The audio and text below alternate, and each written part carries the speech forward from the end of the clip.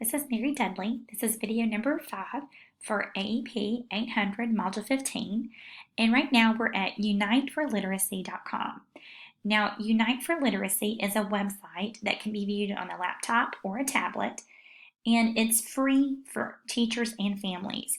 What I really love about Unite for Literacy, it's very similar to Epic, but different than you're not setting up a whole classroom of profiles.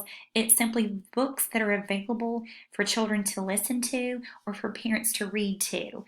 Now, if you look at the bottom, and I'm going to scroll down rather quickly, and I just love what they say about their vision. Where I click right here, About Us, and then it really just says we picture a world where all children have access to abundance of books that celebrate languages and cultures and cultivate a lifelong love of reading.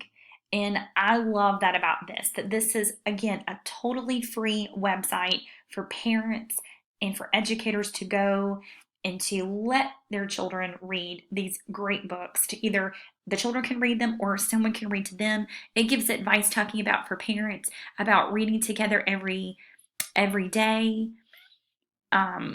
Talks about how to set a specific time and a routine, and take books along with you in appointments. If you have a smartphone or a tablet, you can take this with you, and that you should relax and have fun with this. I love that about that. Also talks about encouraging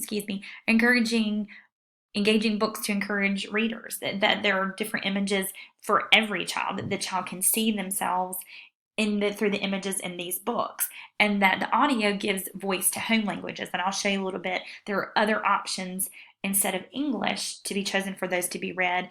And it's great that partners, a lot of these partners that promote Unite for Literacy are nonprofit.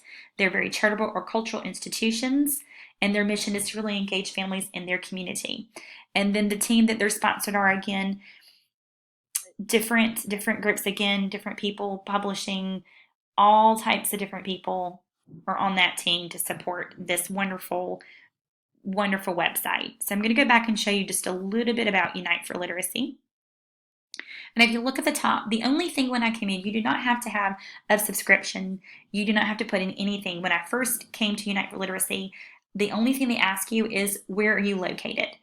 They'll want you to put in your zip code. And immediately when I did, it popped up Lexington, South Carolina, United States. So again, it's just trying to figure out who is using the website. And if you look, of course, I have it set to English, but if you want, you can change the narration to Chinese, Spanish, there's Somalia, Arabic. They even give you options for more. So again, you can choose which one for your interface. You select it. And then, of course, if you like to narration, again, it'll ask you the same thing. What would you like to use? Just click OK. And then search. Very simple, search in a word that you like. If you're not sure, you want to browse, you select by your categories. And of course, you're at all books at this point, but let's say you want to click about animals. And then it'll show you very specifically what animals are there. And you can scroll down. It gives you those options. A lot of lists, very good. You can see this is a lot of really good nonfiction titles. And then of course, if I look right here, that means there are more available for them to look at. A Home for Elephants. Who Lives at the Denver Zoo? This would have been a favorite in my class. Sharks this year. Wonderful. Let's say we want to talk about technology. Okay, so again, Look and Find Shapes. Loud and Quiet, If I Could Fly. Technology, community, again, looking at community helpers, looking at Align. I mean, there's just wonderful things and resources for children. So we're going to go back, and let's just say we want to do more about, I see this is plants and food. So let's click on one. Let's click one about Let's Have a Picnic. So again, it has, so right here, you teach your students a model that you click right here if you want it to read it to you. Let's Have a Picnic by Kim Sharp. And then you'll go up, and right here, there's the arrow that tells the children to turn the page. And again, you'll go back. Let's Have a Picnic by Kim Sharp. Click again, and then go back. It's a perfect day for a picnic. The sun is shining and it is warm outside. And click one more. And then we'll go back and click. Hi, Sophie. What did you bring for lunch? So it'll go on and on. So you can see how the mission or the goal of Unite for Literacy really is to have children think, I do something very similar to this. I love the fact that they have great images for students, that children can actually picture themselves, something they can make their own self-to-text connection between this book. And it's really great. If the children are done and they go back here, just hit return. It'll take them back to whatever else they would like to look at under food or plants. And if they like to come back to all books, they can go back to all books and just kind of scroll through. And if you're a teacher, it'll set it up again. New and favorite are always at the top. Things about let's go outside. If you want to, you can view the collection again. You can just keep scrolling right there. And then it gives you zoo and aquarium.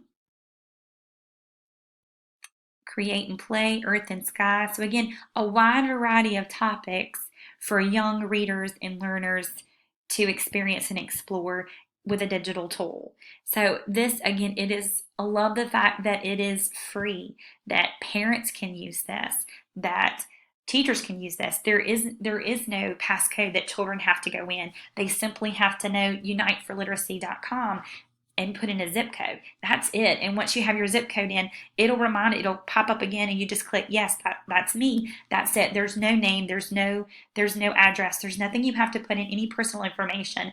It's just really good quality books, fiction and nonfiction, for young readers to have exposure to. I love having this in our classroom, on our laptops, on our iPads. This is definitely a website I recommend for for kindergarten through first through second, possibly third. Just because of the text level that some children could handle this without being read to. But again, it's a quality read aloud, whether the child chooses that or not, to hear a great book. So this is, to me, is perfect. I love this. I'm glad I stumbled upon it. I believe this was a Pinterest find, and it's worth its weight in gold. I really do. I hope you get a chance to check this out. Now, the reasons why I chose this is because it's my goal and purpose to use Unite for Literacy. It's an amazing resource for students and parents to read and hear a book. And again, it's on a safe online environment. There's no ads, there's no anything. It's pure, simple love reading. The purpose is for my students to read or listen to a story using a digital tool that we have in our classrooms, and to look at real world issues or questions they may have. And these books can help with those. My audience is my students and definitely their families. This is one I really push very hard with. The standards I chose would be 2A, to adapt relevant learning experiences that incorporate digital tools and resources to promote student learning.